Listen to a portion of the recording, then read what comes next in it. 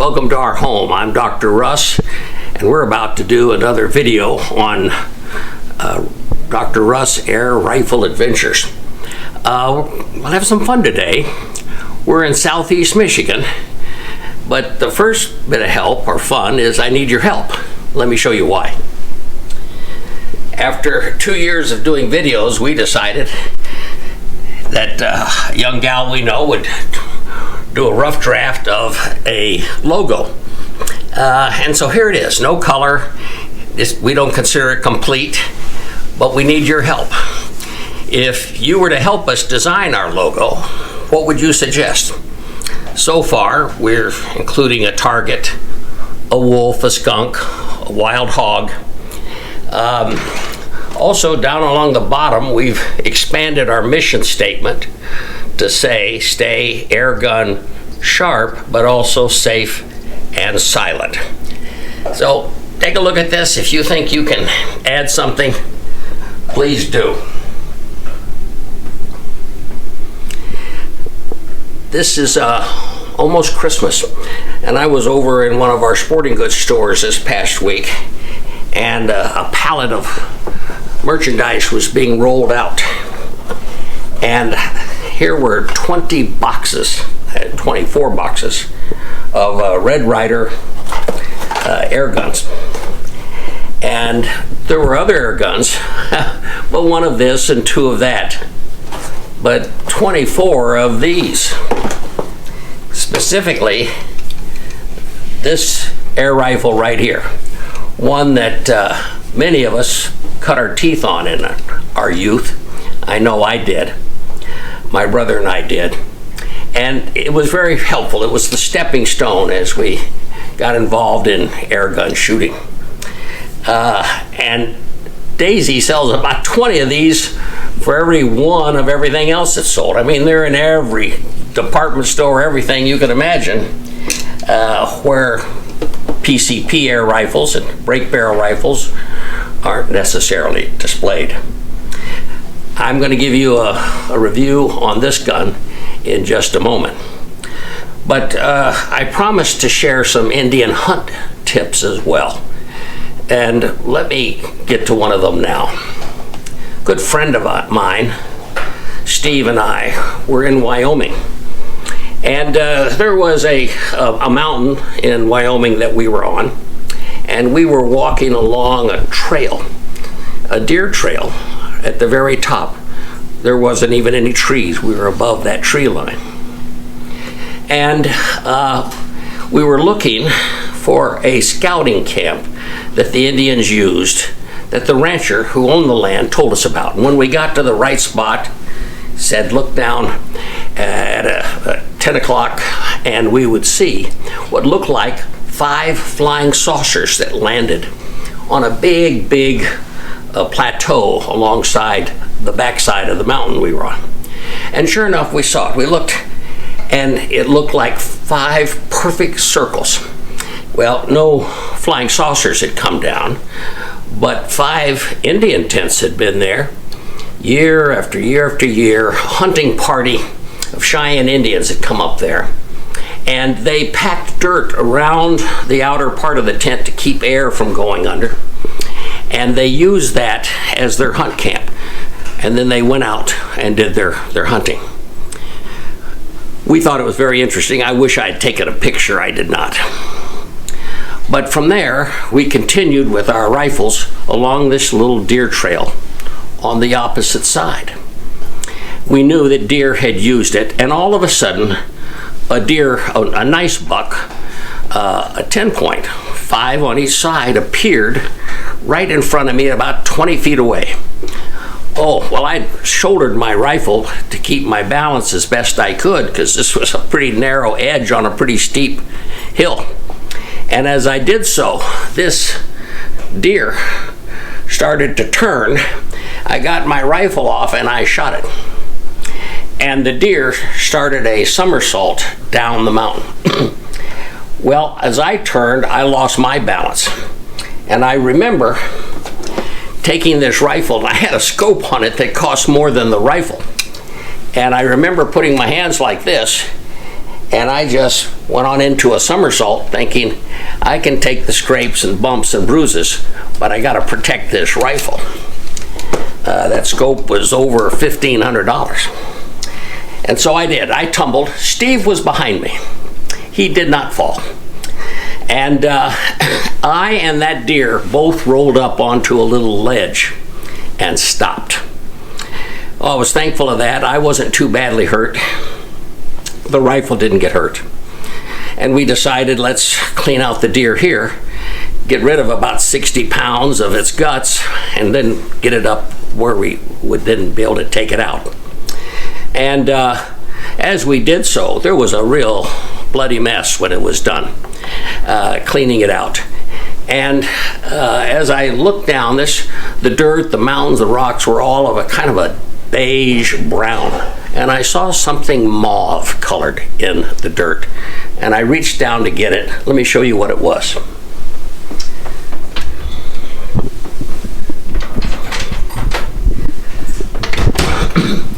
In the last two videos, we've covered Indian hunting tips, and I kind of went through this cabinet behind. But that is what was in the beige dirt. And it was very, very, very, very visible. And it even had places here for 2 fingers as you would scrape out the hide of a deer. And all the rest had been chipped away by man. The backside had a rather interesting bow to it. And it occurred to me that this was some sort of a tool that they had used. That night we got back into camp, and the rancher said, "You have an artifact there." She let me keep it because she hadn't been able to get up on that mountain like we had that day. But she said it's worth about $500. And this began my real interest in arrowheads and whatever, and hunting out there almost some 20 plus years in Wyoming alone, in the Bighorn Mountains, collecting memorabilia was the start of that. Well, let's get started and talk about this air gun and what it can do, and then I'll finish up with some more Indian hunting tips for you. Before I give you some of the specs on this starter gun, be a little walk down memory lane, if you will. I just want to bring your attention to some more artifacts I have. These are the back wisdom teeth of an elk. And these are elk that I shot. There's something different about the back wisdom teeth in an elk that's different than all the rest of the teeth in an elk. And that is that these are made out of ivory. I found that very interesting. In a stream bed, I found these 2 additional wisdom teeth of an elk, which led me to believe that, well, either an elk died in the creek or Indians were fascinated by those back wisdom teeth too. I don't know what the answer there is, but that's what I gave thought to. Well, this clerk at the sporting goods store told me that a lot of people get started in guns, powder guns, air guns, bow and arrows, etc., with a simple Red Ryder. That's why this particular sporting goods store brought in 24 of these boxes to sell. The gun is light, but if you look right there, you can put 650 BBs into it.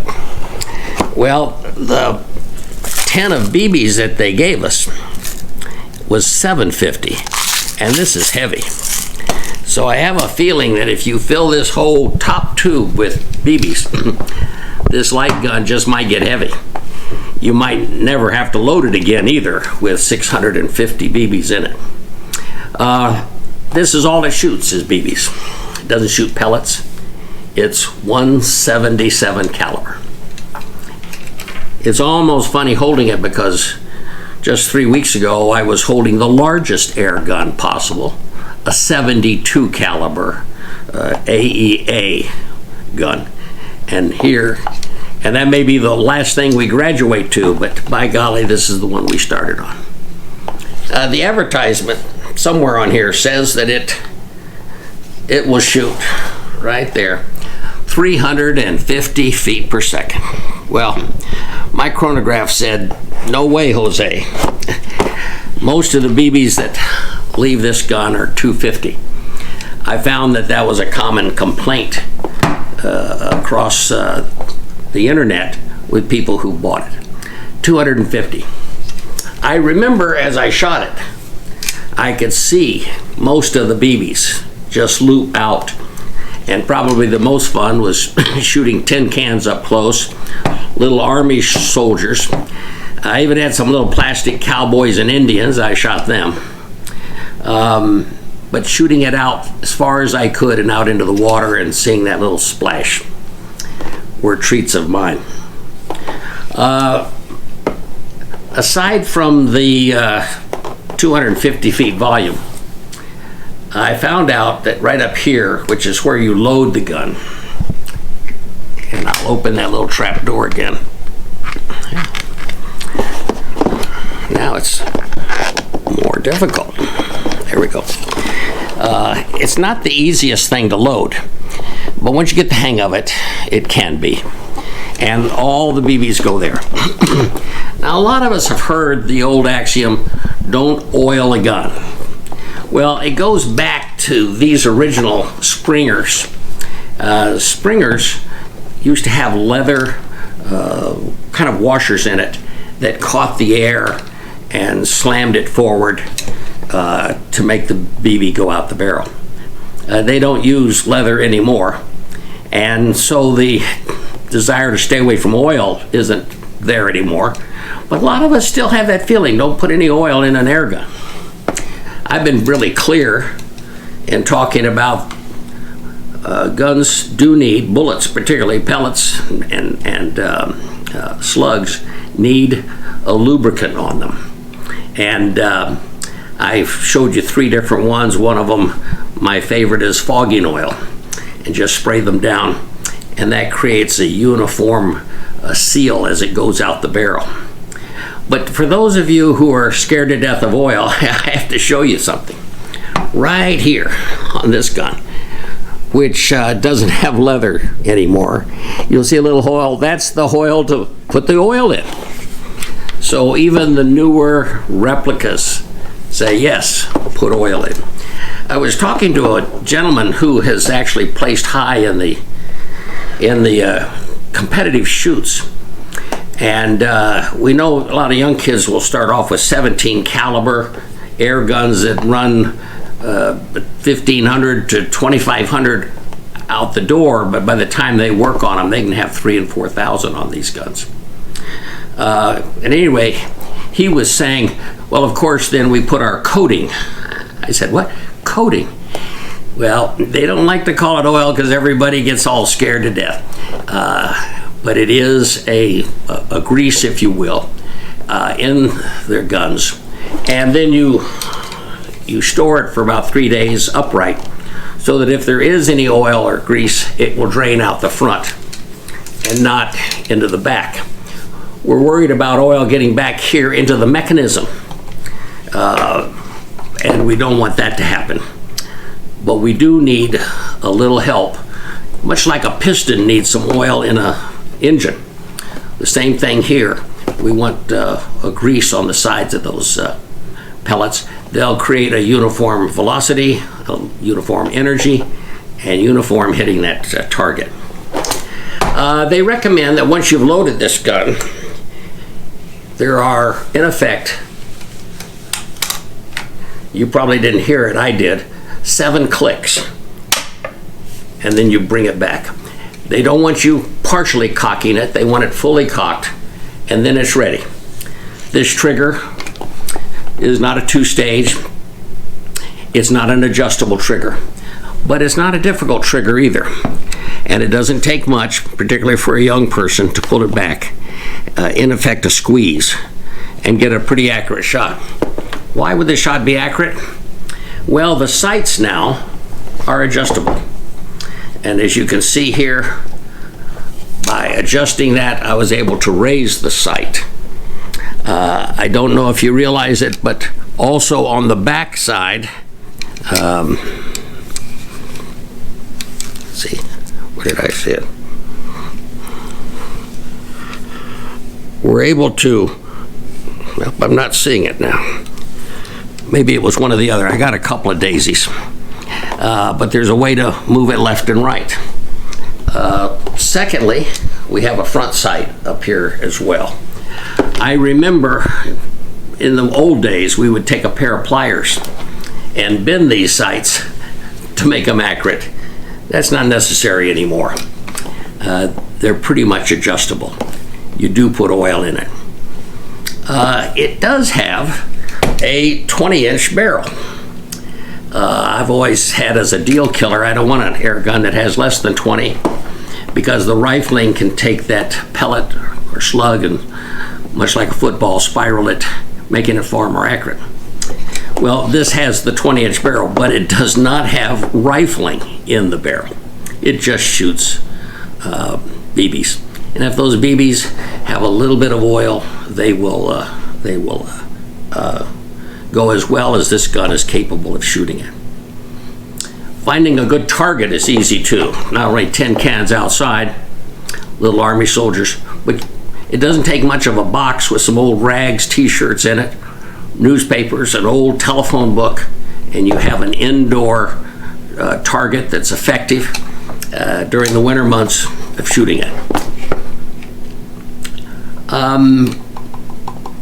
I think I've covered just about everything. The warranty, a 1-year warranty, that's kind of common in this industry. Most companies today, Crossman, Hatson, these people all have a 1-year warranty. But this is the big gun that gets everybody started. I'll cover a couple more. I remember getting, I think it's the Model 25, the pump, because it was a little more powerful than this. And I've got ordered a couple more Daisy guns, just so you can get a little idea of the review and what it was that made these guns awful special as we got going in life. Now let's get back to our Indian hunting tips. Let's do a quick review of what we've covered in the previous sessions on hunt tips from various Indian guides I've had over the years.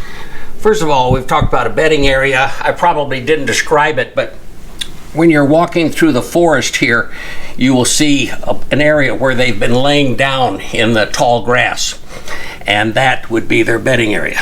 This red line shows how they like to get out to this food area, which could be grass, corn. The number one thing they like is clover, and be out here. After they feed, they like to get into some water, get a drink, and circle on around and back home to the bedding area, often hitting this in the early morning and in the late afternoon. If you get out and start moving around early in the season, like February or March, this is not the hunting season, this is the preparation season. If you walk fence lines, this is where the deer, elk, etc. like to jump over the fence. And what you'll find out is that when they jump over in February and March, this rack breaks off. You see, those horns they have are fresh every year. They're not something that's added to every year, a couple of inches. Now they all have nubbins, little button heads, if you will, and they grow full antlers each year. And you'll find the old ones here in February and March. Now if you go out in June, you're not going to find any. Porcupines love antlers, but other animals do too. There's calcium in them, salt, they like that, and they will eat them up in April. So you've got to get out and walk fence lines and check the whole area out, find out. So you're not worried about your scent then, and you find out exactly where these deer are. You'll see the tracks in the grass, or rather in the snow. And you'll find a trail, which is a predominant trail, and it's the does and the fawns, but it's not the bucks. The bucks will parallel, usually 10, 15 yards away, by themselves, following along. So when you set up a blind here and you're watching this trail, really be looking off to the sides, because that's where the bucks will be. Now, I've said in the previous sessions, we need at least 2 blinds, maybe even 3 and 4. They can be made out of trees if you have good trees in the area. They have to be ground blinds if you don't. If you don't own any blinds, you have to set up something with limbs and twigs and grass, etc., to build a camouflage blind for yourself in several areas. Why do you need several? Well, if I'm here in this blind looking out over this whole grass area, usually putting a couple of decoys out here, I want the wind coming from them and past me, where over here my scent will be carried, and getting a deer in this area is almost impossible. The same if the wind changes, I want to be at this end so that the wind comes down here, hits me, and goes off here where I'm not hunting. I mentioned that you could have some blocking forces, use scent in your favor, hang some dirty socks. I had one of our viewers write in this past week and said, the pee bottle, if you just take a pee bottle, which was another Indian tip, don't just sit up there in a tree blind or in a ground blind and go out the back and say, I'll just take a pee here, after you've done all this work not to have any scent of yourself. And you just put more scent out there than you could possibly imagine. Well, you save that pee bottle and you dribble it along here, and that keeps the deer, if they're coming here, they get a little scent of me, maybe they decide, maybe we just go out this way, the scent of socks and pee would block them over here. The same over here. That keeps them all into this area where we're going to hunt them. If you don't see water somewhere, they're going someplace else to get that water. The bucks often will come down here and into any swampy area. So if there's any way that your blind can watch a swamp, maybe have another blind down here. Boy, that opening morning, I've heard them go into swamps and just hit that water and make a big noise as they head into there. They know they're safe down in here. Something I call the jaywalk. When you shoot a deer, let him have 30 minutes to get out here and to pass away. Anything less, he'll keep hearing you come and he'll run farther and farther and farther. I've done this wrong as a young man, and I've ended up going 2 miles before I find the deer that I shot. So give him 30 minutes and he'll go out here.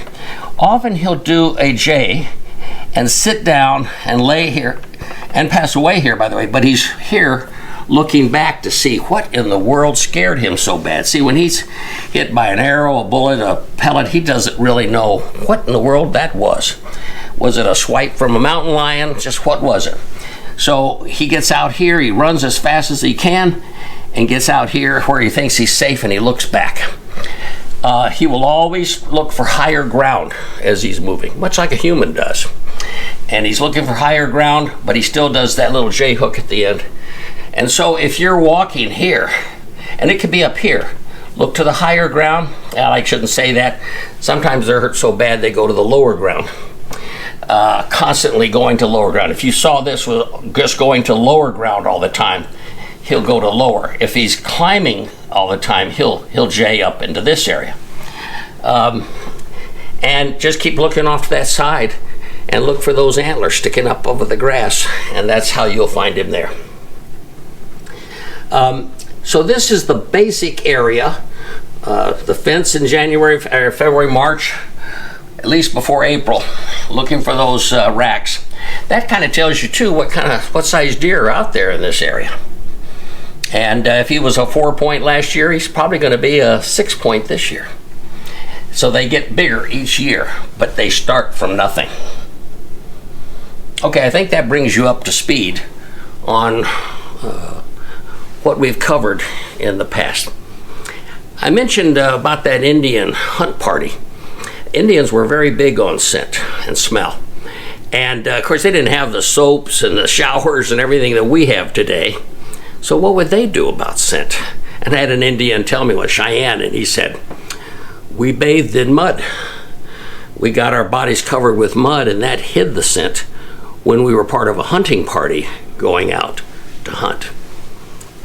He said, we can smell them. There's no reason why they can't smell us. And it didn't matter if it's a squirrel, an elk, a squirrel, a deer, whatever. They can smell you. Okay.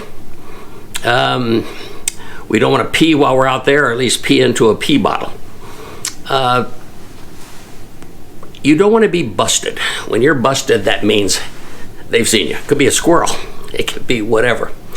And the moment they're on to you, the hunt from that spot is then over, if you will.